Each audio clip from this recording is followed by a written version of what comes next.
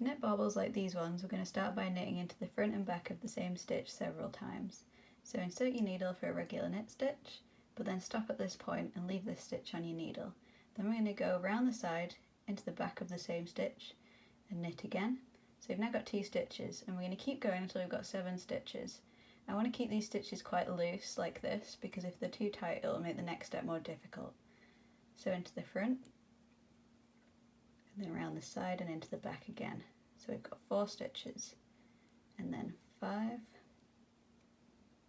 and then 6, and then we're back to the front for the 7th stitch, and that can just be like a regular knit stitch.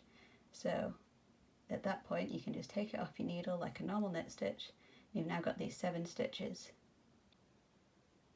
The next step is to pass each of these additional stitches over the stitch nearest the needle tip and reduce back to 1 stitch.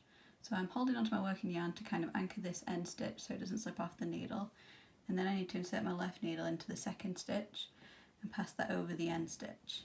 And this is why we left the stitches a bit looser, because it can be a bit fiddly.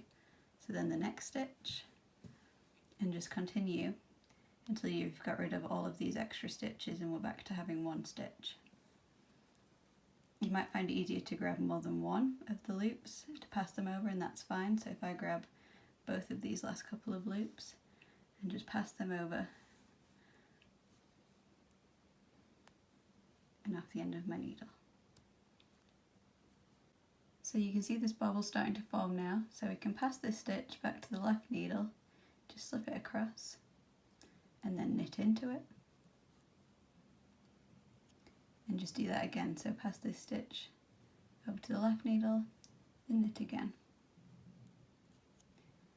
And that's all the steps to create this bauble, and you can just continue knitting your project.